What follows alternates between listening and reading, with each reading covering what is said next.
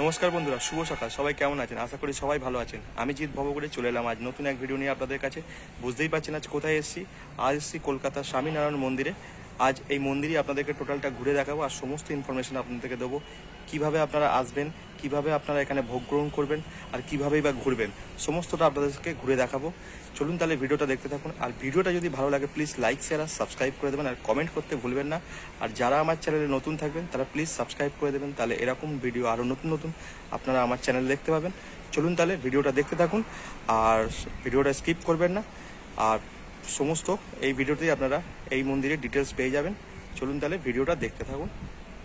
ভিডিওটা স্টার্ট করছি আর মন্দিরটা আপনাদেরকে ঘুরে দেখাচ্ছি। এই মন্দিরটি গুজরাটের স্বামীনারায়ণ সম্প্রদায়ের স্বামীনারায়ণ সংস্থার একটি হিন্দু মন্দির, যেটি অবস্থান দক্ষিণ কলকাতার শহরতলি আমতলার কাছে বিষ্ণুপুর থানার ভাষার 14 নম্বরে ডায়মন্ড হাবড়া রোডে।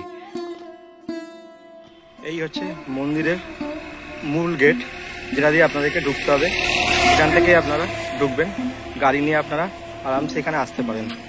দেখছেন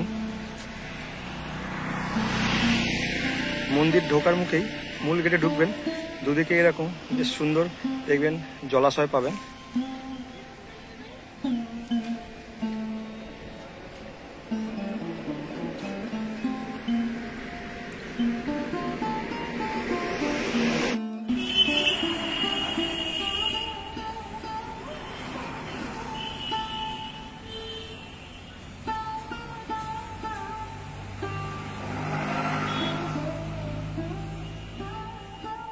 মন্দির থেকে ডান দিকে ঢুকেই দেখতে পাবেন পার্কিংয়ের জায়গা, বেশ বড় পার্কিংয়ের জায়গা আছে। আপনারা চাইলে এখানে 4 হুইলার, 2 হুইলার, বাস সমস্ত রকম গাড়ি পার্কিং করতে পারেন। দেখুন কত বড় পার্কিং এরিয়া আছে।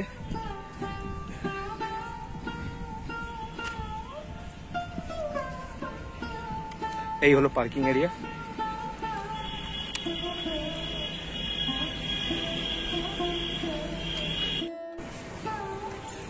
আর বলে রাখি, যাদের ধরুন পায়ের প্রবলেম আছে বা যারা চলতে ফিরতে ঠিকমতো পারে না, তাদের জন্য এখানে হুইল চেয়ারের ব্যবস্থা করা আছে।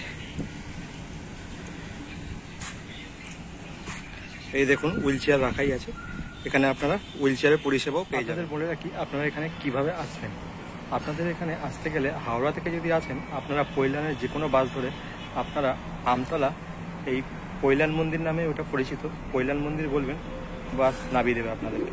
আর যদি আপনারা শিয়ালদা হয়ে আসতে চান তাহলে আরজি কলের সামনে থেকে 235 নম্বর বাস ধরে আপনারা সিধে এই মন্দিরে চলে আসতে পারেন। আর এখানকার নিয়ারেস্ট স্টেশন যদি হয় মাঝেরহাট স্টেশন, আর মেট্রো স্টেশন যদি হয়ে থাকে তাহলে সেটি হচ্ছে উত্তম কুমার মেট্রো স্টেশন, যেখান থেকে আপনারা অটো ধরে সিধে বেহালা চৌরাস্তায় চলে আসবেন। ওখান থেকে যে কোনো বাস আপনারা ধরে নেবেন আর পৈলান মন্দির বলবেন, আপনাকে নামিয়ে দেবে।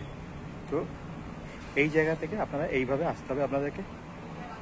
তো এখানে চলে আসুন আর ঘুরে যান। খুব সুন্দর জায়গা, খুব মনোরম জায়গা, আপনারা ঘুরে খুব শান্তি পাবেন। মন্দিরে যখনই প্রবেশ করতে আসবেন দেখতে পারবেন মন্দিরের ঠিক গেটের সামনে দুদিকে দুটি হাতির ওপরে দুটি সানাইবাদক বসে আছে। দুজনে আপনাদেরকে যেন মন্দিরে ঢোকার জন্য আহ্বান জানাচ্ছে। দেখছেন বেশ সুন্দর মন্দিরটি, কত সুন্দর সাজানো গোছানো, পরিষ্কার পরিচ্ছন্ন মন্দির। দেখুন শুধু মন্দিরের এই মনোরম রূপ আর মনোরম সুন্দর দৃশ্য। দেখুন কত পরিষ্কার পরিচ্ছন্ন, সুন্দর কারুকার্য করা।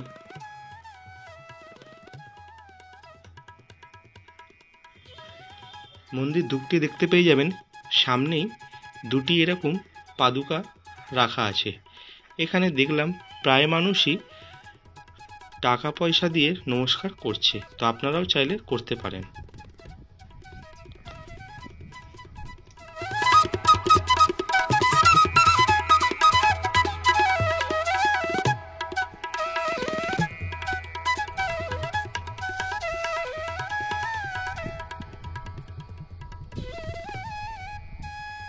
মন্দিরটি 2014 খ্রিস্টাব্দে আনুষ্ঠানিক পূজা অর্চনা করে ভক্তদের দর্শনের জন্য খুলে দেওয়া হয়।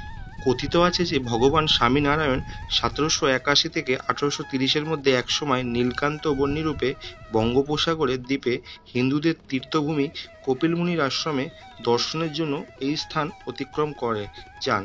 তাই ওনার স্মৃতির উদ্দেশ্যেই এই মন্দিরটি এখানে তৈরি করা হয়। কলকাতা মহানগরে প্রতিষ্ঠিত মন্দিরটি প্রমুখ স্বামী মহারাজ পরিকল্পিত এবং সংস্থা কর্তৃক প্রতিষ্ঠিত। এই বিশ্বের 5 মহাদেশের বিভিন্ন স্থানে প্রতিষ্ঠিত এই মন্দিরটি শিকড়বদ্ধ 44টি মন্দিরের অন্যতম এই মন্দির। প্রায় 200 একর জমির ওপর তৈরি এই মন্দিরটি অনেকগুলি অংশ আছে। প্রধানত এই মন্দিরটি রাজস্থানের মার্বেল ও গোলাপি বেলে পাথর আর লাল পাথর ব্যবহার করা হয় তৈরি করাতে। হিন্দু সংস্কৃতির ঐতিহ্য মেনে এই অসাধারণ স্থাপত্যকীর্তি মন্দির গড়ে তোলা হয়। স্বামীনারায়ণজির সবথেকে বড় যে মন্দিরটি আছে সেটি আছে দিল্লির অক্ষরধাম। যারা দর্শন করেছে তারা নিশ্চয়ই এই মন্দিরে এলে বুঝতে পারবেন ওই অক্ষরধামের কিছুটা ধাঁচেই এই মন্দিরটি তৈরি করা। আর এই মন্দিরটি যে দেখছেন, এই মন্দিরটি বিশেষ বিশেষ সময় মন্দিরটিকে বেশ ভালো করে সাজানোও হয়। বিশেষ বিশেষ দিনে চন্দন অলঙ্কারও করা হয়, যেমন আপনার রথযাত্রা, দীপাবলি, এই সময় মন্দিরটি বেশ সুন্দরভাবে সাজানো হয়। আর এই মন্দিরের প্রধান সময় ভিড়ের যখন হয়, খুব বেশি ভিড় হয়, সেই সময়টি হলো যখন গঙ্গাসাগরের মেলা বসে, তখন প্রচুর তীর্থযাত্রীর সমাগম হয় এই মন্দিরেতে। আপনাদের বলে রাখি, এই মন্দিরটি হচ্ছে টোটাল 2 তলা, মানে ওপরতলা আর নিচে তলা। ওপরতলায় আছে স্বামী নারায়ণজির প্রধান যে মূর্তি সেটি আছে ওপরতলায়, আর নিচের তলায় আছে স্বামীজির একটি সোনার মূর্তি। আর এই মন্দিরে আপনারা কোনো রকম ভিডিও বা ফটোগ্রাফি বা কোনো রকম ফটো আপনারা তুলতে পারবেন না। এই মন্দিরে মোট 5 বার আরতি করা হয়। সকাল 6টায় মঙ্গল আরতি হয়, সকাল 7:30টায় হয় সিঙ্গার আরতি, বেলা 11:15 হয় রাজভোগ আরতি, আর সন্ধ্যাবেলায় হয় সন্ধ্যা আরতি, আর রাত্রে হয় শয়ন আরতি। আপনারা চাইলে এই আরতিও দেখতে পারেন। যদি আপনারা সময় মতো আসেন, আরতি ঠিক দেখতে পারবেন আপনারা। এই যে জায়গাটা দেখতে পাচ্ছেন, মন্দিরের ঠিক ডান দিকে আপনারা দেখতে পারবেন, এটি আপনারা পেছনে, মন্দিরের পেছনের দিকে গোশালা আছে, ওখানে যদি আপনারা কিছু দান করতে চান তাহলে এই জায়গা থেকে আপনারা নিতে পারেন। ঠিক দেখুন, এর পেছনেই আছে, যেখানে দেখছেন তাঁবু মতো খাটানো আছে, ছোট্ট একটা চালি মতো, ওইটা হচ্ছে জুতো রাখার জায়গা। আপনারা বিনামূল্যে এখানে জুতো রাখতে পারেন।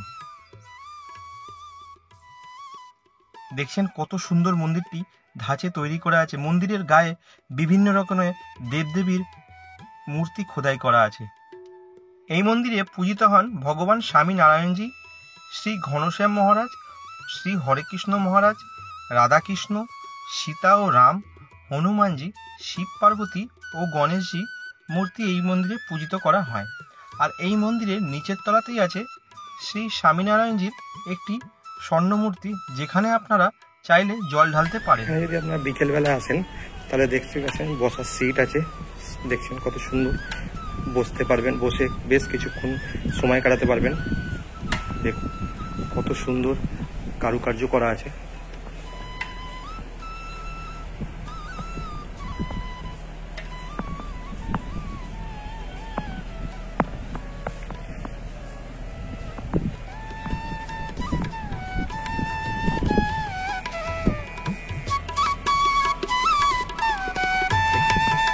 সাইড দিয়েও দেখুন কত সুন্দর লাগছে মন্দির।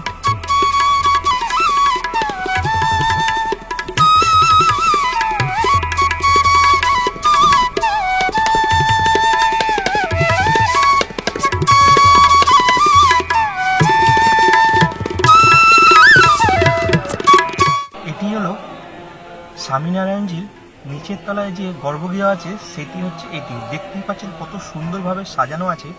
আপনারা চাইলে এখানে স্বামীনারায়ণজির একটি মূর্তি আছে, যেখানে 50 টাকার বিনিময়ে আপনারা প্রসাদও পেয়ে যাবেন, আর জল ঢালতেও আপনারা পেয়ে যাবেন। দেখছেন কত সুন্দরভাবে সুসজ্জিতভাবে সাজানো আছে মন্দিরটি। আর এর ওপরতলাতেও আছে স্বামীনারায়ণজির মন্দির আছে, রাধাকৃষ্ণের মন্দির আছে, হনুমানজির মন্দির আছে, ওপরতলাতে আছে।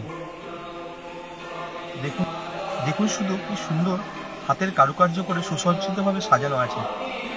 দেখতেই পাচ্ছি কি সুন্দর লাইটিং, কি সুন্দর সুন্দর, মানে আপনারা যদি সত্যি এখানে যদি না যেয়ে থাকেন, একবার হলেও গিয়ে এই মন্দির দর্শন করে আসুন। এই মন্দিরের নিচের তলাটা খুব সুন্দরভাবে সাজানো আছে। আমি যেহেতু পুজো দিয়েছিলাম, তো এই হচ্ছে পুজো সামগ্রী। এটাই ভেতর থেকে আপনাকে দেবে। এটির মূল্য নেবে 50 টাকা। আর এর বিনিময়ে আপনাদেরকে স্বামীনারায়ণজির মাথায় আপনারা জল ঢালতে পারবেন। দেখতেই পাচ্ছেন, এটি হচ্ছে প্রসাদের মেন প্রসাদ। এটাই আপনারা পুজো আপনাদের দিতে হবে। এবার যেমন কুপন কাটতে খাওয়াবে, ভোগের কুপন কাটতে গেছিলাম আমি, কিন্তু বললো 10টার পর কুপন দেবে, তো সেই কুপনই কাটতে যাবো এবার। চলো, এটি হলো ক্যান্টিন। দেখতেই পাচ্ছেন, ক্যান্টিনটির নাম দেওয়া হয়েছে প্রেমবতী। পুরোটাই ভেজ। দেখুন,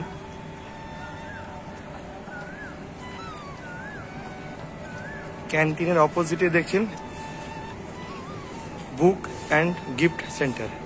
এখানে আপনারা বিভিন্ন রকমের গিফট কিনতে পেয়ে যাবেন।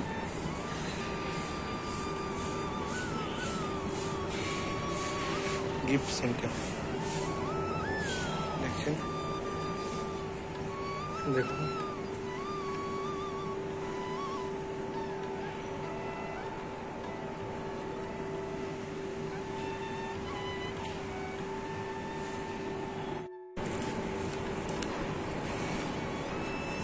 এই হচ্ছে ক্যান্টিন।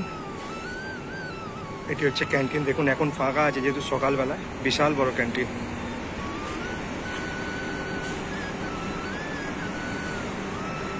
এটি হলো ক্যান্টিন। আপনারা সকালবেলাও কিছু চাইলে এখানে খেতে পারেন। কিচেন ঘর। আর এখানে অর্ডার দেওয়া হয়। আপনারা ভোগের জন্য যদি অর্ডার দিতে চান, তাহলে এখানে এসে অর্ডার দিতে হবে। আর যদি অন্য কিছু খেতে পারেন, সেটাও খেতে চান তো খেতে পারেন। আর এখানে থামস আপ, জল সব কিছু আপনারা পেয়ে যাবেন। দেখছেন, অ্যাভেলেবেল আছে। আপনারা চাইলে সকালবেলা এলেও এখানে ব্রেকফাস্ট করতে পারেন। এই দেখুন মেনু কার্ড।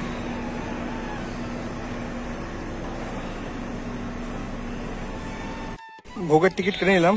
দেখতেই পাচ্ছেন, 11টা 45-এ ভোগ দেবে। আর কুপন হচ্ছে 150 টাকা করে। আর একটা টিফিন করেছিলাম আমি, একটা দই বড়া নিয়েছিলাম, সেটার দাম নিয়েছিল 45 টাকা। দই বড়াটা খেতে বেশ ভালো ছিল। এক প্লেট দই বড়া নিয়ে নিলাম, খিদে পাচ্ছিল খুব টিফিনে, তাই এক প্লেট দই বড়া নিয়ে নিলাম। টিফিন করার পর বেশ কিছুক্ষণ হাতে সময় ছিল ভোগ খাওয়ার জন্য, তাই ভাবলাম একটু ঘুরে বেরিয়ে দেখে নিই। এই যে জায়গাগুলো দেখছেন, এগুলো আপনারা এসে যদি এখানে থাকতে চান তো থাকতেও পারেন। এটা ঠিক আছে, মন্দিরের পেছনের দিকে এরকম কটেজ ঘর করা আছে, এরকম দেখতেই পাচ্ছেন, ফুললি এসি। তো আপনারা এসে এখানে থাকতেও পারেন। এটা ঠিক মন্দিরের পেছনের দিকে পড়বে।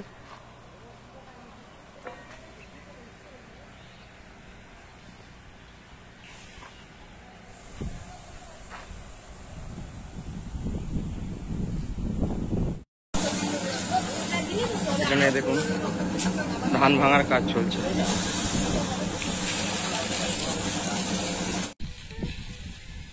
এটি হলো এনাদের গোশালা।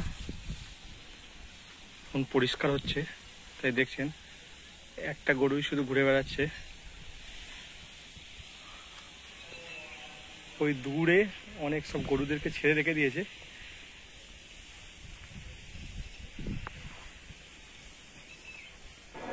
এটা হচ্ছে 150 টাকার থালি। দেখুন কি কি দিয়েছে, অন্ন দিয়েছে, লুচি দিয়েছে, ঘোল দিয়েছে, দোকলা, মিষ্টি, স্যালাড, ডাল, এদিকে চানা, এদিকে বাঁধাকপির তরকারি।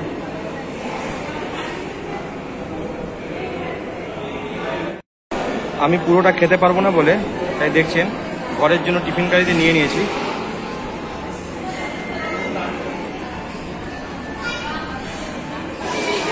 ঘরের জন্য টিফিন গাড়িতে নিয়ে নিয়েছি, আর এইটুকু আমি খেয়ে নেবো।